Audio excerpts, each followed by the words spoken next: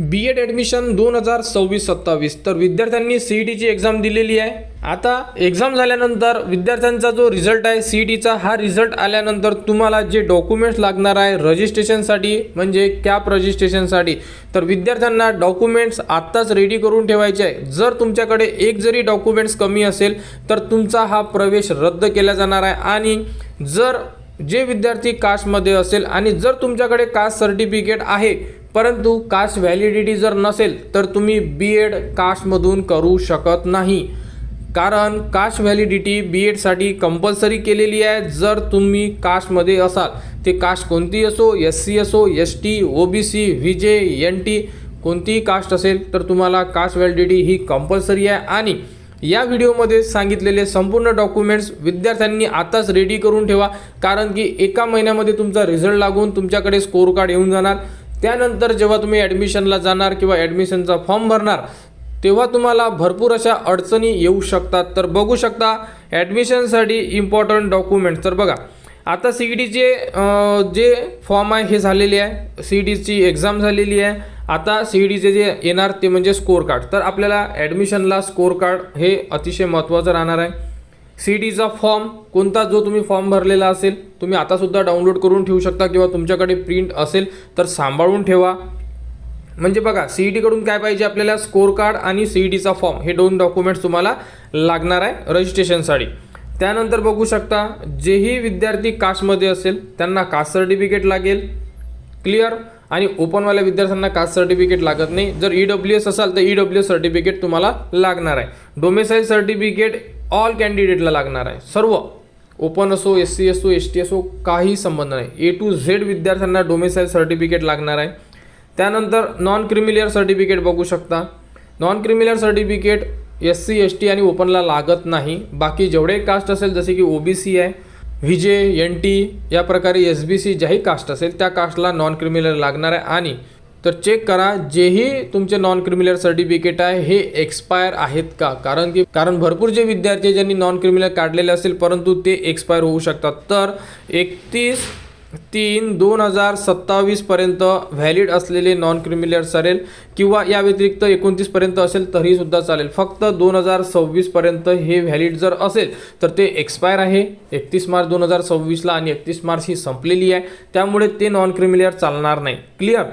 त्यानंतर important documents म्हणजे caste validity. जे विद्यार्थी कास्टमध्ये आहे, मी अगोदरच सांगितलेलं आहे, व्हॅलिडिटी लागतेच।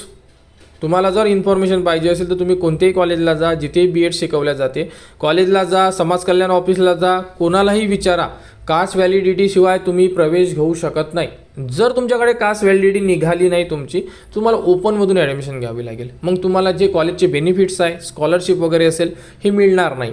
त्यामुळे आत्ताच तुमच्याकडे वेळ आहे, अजूनही 1 ते 1.5 महिना बाकी आहे, म्हणजे 2 महिने अंदाज पकडू शकतो जी प्रोसेस असेल। कारण की रिसिप्टवर सुद्धा तुम्ही जेव्हा व्हॅलिडिटीचा फॉर्म भरसाल तुम्हाला एक रिसिप्ट मिळणार आहे, त्या रिसिप्टवर तुम्ही तुमची प्रोसेस करू शकता। मग तुम्हाला परत 15-20 दिवस मिळते जी प्रोसेस चालेल। मग जशी तुमचा नंबर लागेल तेव्हा तुम्हाला ती व्हॅलिडिटी सबमिट करता येणार आहे। तर तुमच्याकडे थोडा वेळ आहे, तुम्ही आताही डॉक्युमेंट्स रेडी करू शकता। 10वीची मार्कशीट लागेल, 12वीची मार्कशीट लागेल, क्लिअर। त्यानंतर बघू शकता, जर तुम्ही डिग्री पास आहात तर डिग्रीच्या ऑल सेमिस्टरच्या मार्कशीट लागेल तुम्हाला। आणि जे कन्व्हर्जन सर्टिफिकेट आहे हे तुम्हाला वेळेवर जेव्हा आपण फॉर्म भरू तेव्हा आपल्याकडूनच प्रोव्हाइड केल्या जाणार। PG केलेली असेल, फॉर्ममध्ये PG दाखवली असेल, पोस्ट ग्रॅज्युएशन केलेलं असेल तर तुम्हाला PGच्या सुद्धा संपूर्ण मार्कशीट लागणार आहे, ऑल मार्कशीट। कन्व्हर्जन सर्टिफिकेट वेळेवर तुम्हाला प्रोव्हाइड केले जाणार, कसे भरायचे हे सुद्धा तुम्हाला सांगण्यात येणार। फक्त आणि फक्त हे लक्षात ठेवा, PGच्या 4 सेमिस्टरच्या 4 मार्कशीट, इयरली असेल तर 2 marksheet, degree BA BCom BSc केली असेल सेमिस्टर असेल तर 6 मार्कशीट, इयरली असेल तर 3 मार्कशीट लागणारच आहे, कंपल्सरी डॉक्युमेंट्स आहे।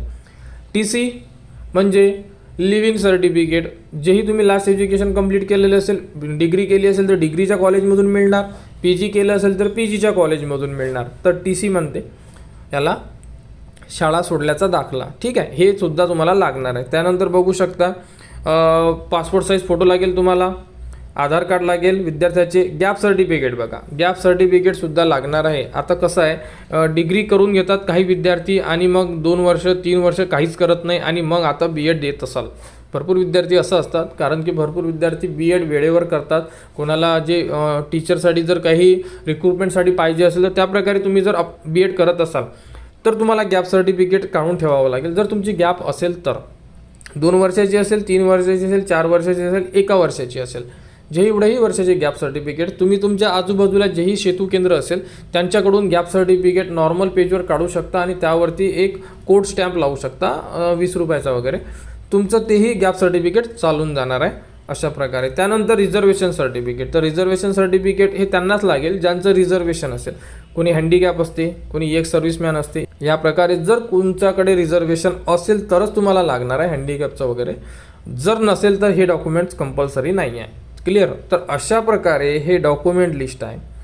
संपूर्ण डॉक्युमेंट्स विद्यार्थ्यांनी रेडी करून ठेवा. कोणाला कुठेही अडचण असेल तुम्ही कमेंट्स करा. कमेंट्सवर तुम्हाला संपूर्ण माहिती दिली जाते, कारण B.Ed ॲडमिशनची आपण स्टार्टिंगपासून ते एंडिंगपर्यंत ॲडमिशन प्रोसेस शेवटच्या राऊंडपर्यंत संपूर्ण माहिती आपल्या चॅनलवर दिली जात असते. यावर्षीसुद्धा देणे सुरू आहे. विद्यार्थ्यांनी डॉक्युमेंट लिस्ट कमेंट्स केलेल्या आहे की आम्हाला डॉक्युमेंट लिस्ट पाहिजे आहे, कारण की बरोबर आहे, जर ॲडमिशन घ्यायची आहे तर तुमच्याकडे डॉक्युमेंट्स आहे किंवा नाही आहे हे तुम्हाला आता चेक करणं गरजेचं आहे. नाहीतर तुम्ही पूर्ण प्रोसेस करत असाल आणि मग शेवटच्या स्टेपला जाऊन तुम्हाला माहिती आहे की अरे माझ्याकडे डॉक्युमेंट्स नाही आहे, माझा प्रवेश होत नाही, तेव्हा खूप दुःख होऊ शकते तुम्हाला. त्यामुळे आताच संपूर्ण डॉक्युमेंट्स रेडी करा. अडचण असेल तुम्ही कमेंट्स करा, त्यावरती तुम्हाला माहिती देण्याचा प्रयत्न करू. आणि B.Ed ॲडमिशन 2026-27 बद्दल जी पुढील अपडेट येईल ती तुम्हाला आपल्या चॅनलवर देण्यात येणार. त्यासाठी आपल्या चॅनलच्या कनेक्टमध्ये राहा, चॅनलला सबस्क्राईब करा व हा व्हिडिओ इतरांपर्यंत शेअर करा.